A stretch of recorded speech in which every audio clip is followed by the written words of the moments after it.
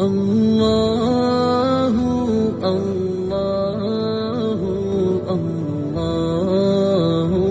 اللہ اللہ اللہ اللہ۔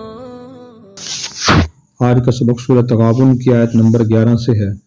اعوذ باللہ من الشیطان الرجیم، بسم اللہ الرحمن الرحیم۔ ما اصاب من مصیبت الا باذن اللہ ومن یؤمن باللہ یہد قلبہ واللہ بکل شیء علیم۔ ما نہیں اصابہ پہنچتی، من مصیبت کوئی مصیبت، الا مگر باذن اللہ اللہ کے حکم سے۔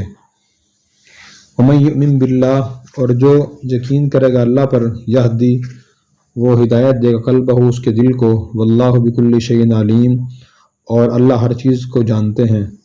واطیعوا اللہ واطیعوا الرسول اور بات مانو اللہ کی اور بات مانو رسول کی۔ فإن تولیتم پھر اگر تم منہ موڑو گے، فإنما علی رسولنا تو ہمارے رسول کے ذمہ تو یہی کام ہے، البلاغ المبین پہنچا دینا ہے کھول کھول کر۔ اللہ لا الہ الا ہو اللہ کے سوا کوئی معبود نہیں، وعلی اللہ اور اللہ پر فلیتوکل چاہیے کہ بھروسہ کرے المؤمنون ایمان والے۔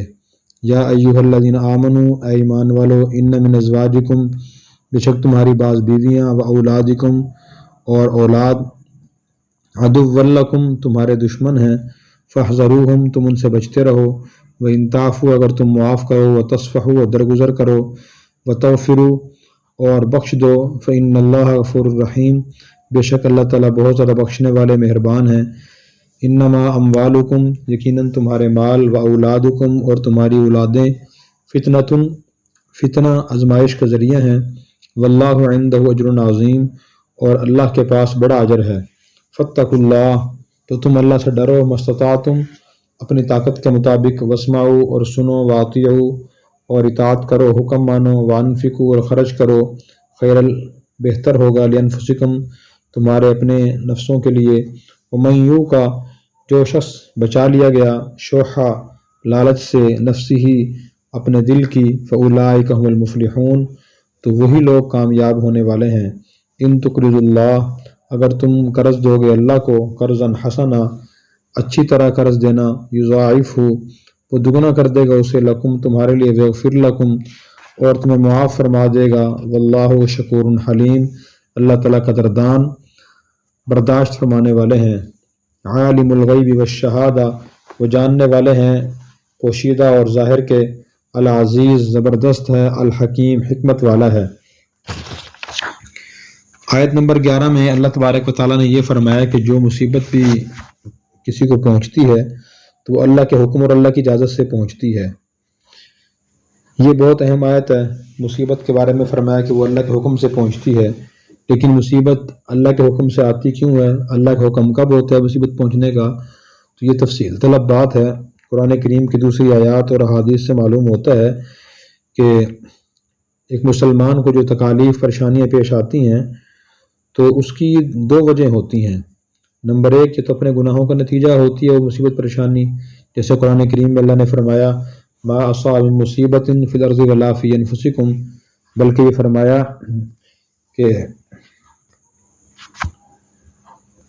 کہ تمہیں جو مصیبت تکلیف پہنچتی ہے پہلے وہ کتاب میں لوح محفوظ میں لکھی ہوتی ہے۔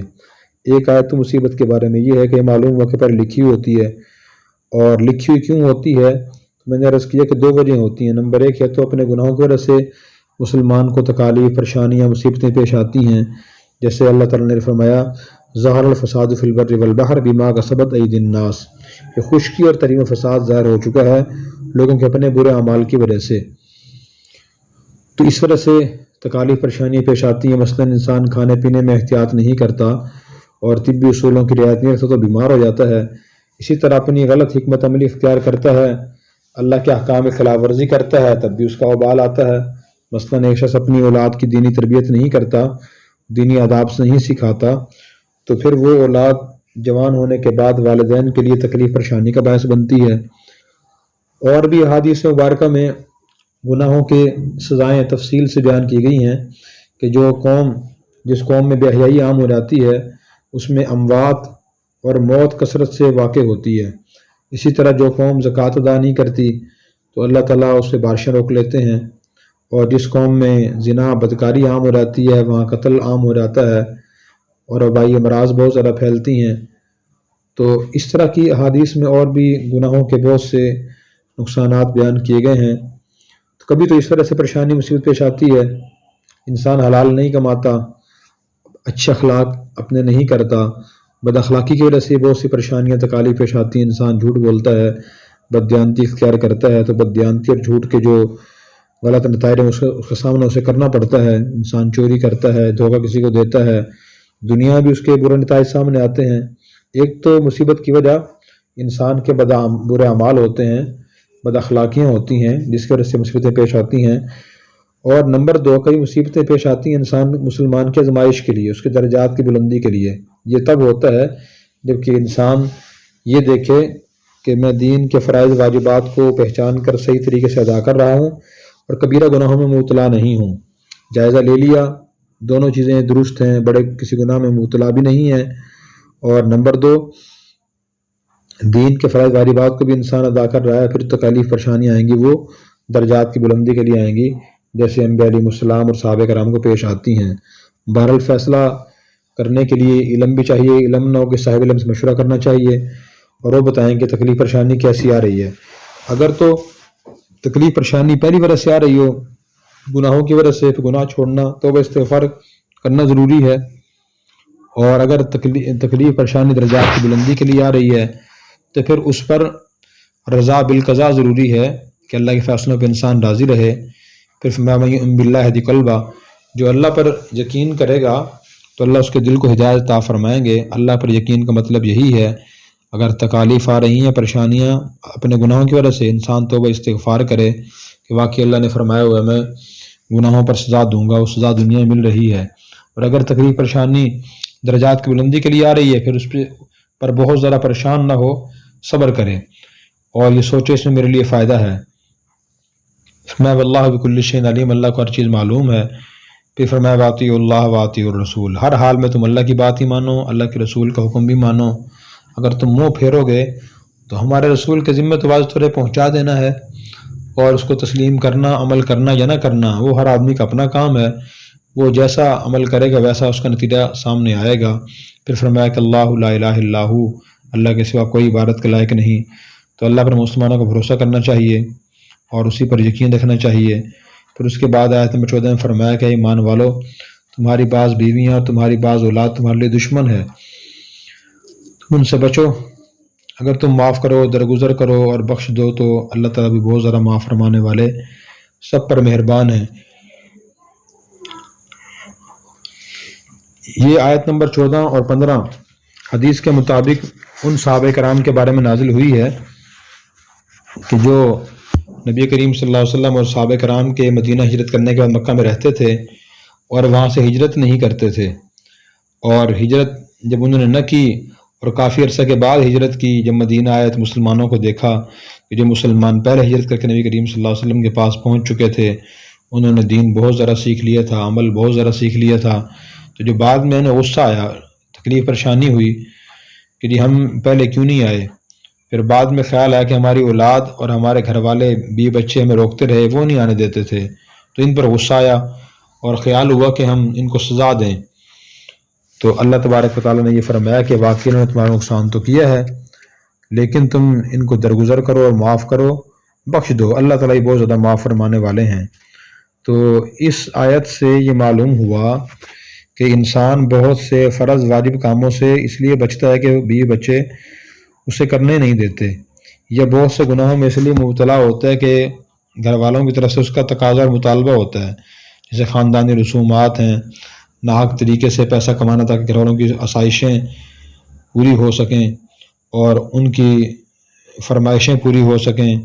تو ایسے اس صورتحال سے جو آدمی دو چار ہوگا اس کے لیے واقعی بیوی اور اولاد دشمن کا باعث دشمن ہوں گی، لیکن بہت سی بیویاں اور بہت سی اولاد انسان کے لیے نیکی اور نیک اعمال میں بڑھنے کا باعث بھی ہوتی ہیں۔ اس لیے سب ایسے نہیں، فرمایا کہ من ازواجکم، تمہاری بیویوں میں سے بعض بیویاں تمہاری دشمن ہیں، تمہاری بعض اولاد دشمن ہوتی ہے۔ اگر اولاد اچھی ہو، نیک ہو، اس کے ساتھ میں گناہوں میں مبتلا نہ ہو اور فرائض واجبات کو نہ چھوڑے، پھر ایسی بیویاں اور اولاد دشمن نہیں ہیں۔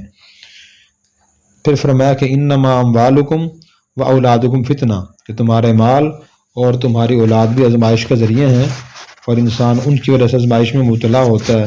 بیوی بچوں کے اخراجات پورے کرنے کے لیے انسان اگر بہت زیادہ دیندار نہ ہو تو گناہوں میں مبتلا ہو جاتا ہے، اور حرام بھی کماتا ہے، جھوٹ بھی بولتا ہے، اور کوشش یہی کرتا ہے کہ دنیا کے لوگوں سے کسی نہ کسی طریقے سے دولت اور چیزیں لے کر گھر پہنچاؤں اور انہیں ترقی دوں، انہیں دنیا کی اچھی چیزیں مہیا کروں، اونچے عہدوں پہ پہنچا دوں، اچھی چیزیں مہیا کر دوں۔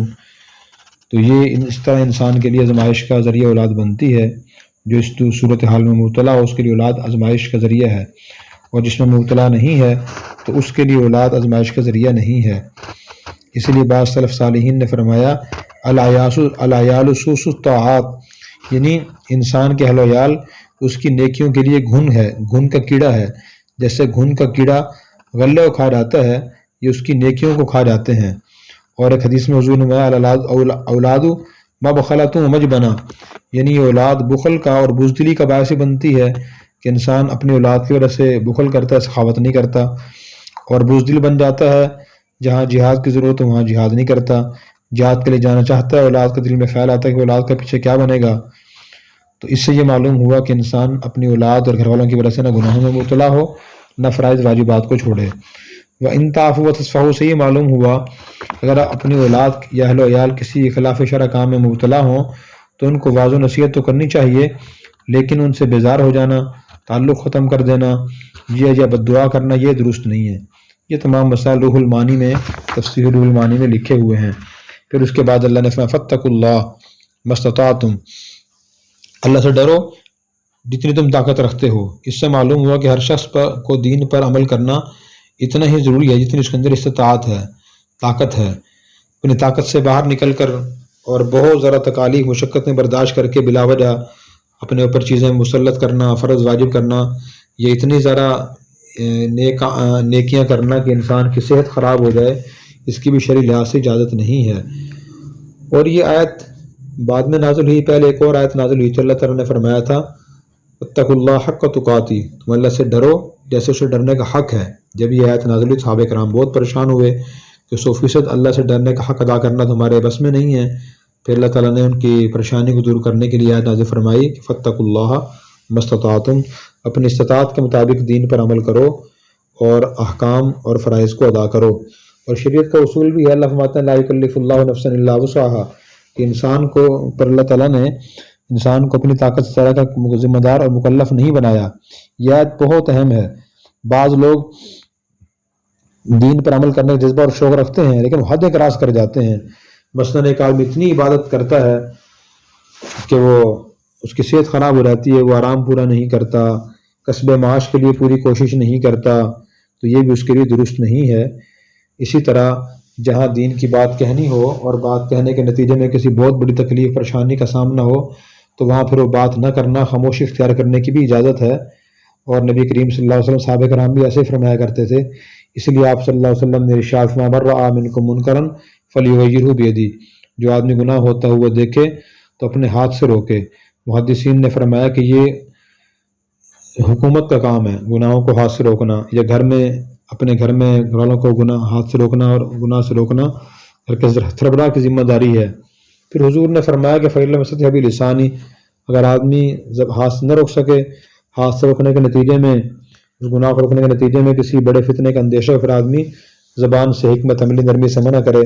اگر اس کی بھی طاقت نہ ہو، کہنے سننے سے بھی فتنے کا اندیشہ ہو، پھر آدمی دل سے برا سمجھے، یہ ایمان کمزور ترین درجہ ہے۔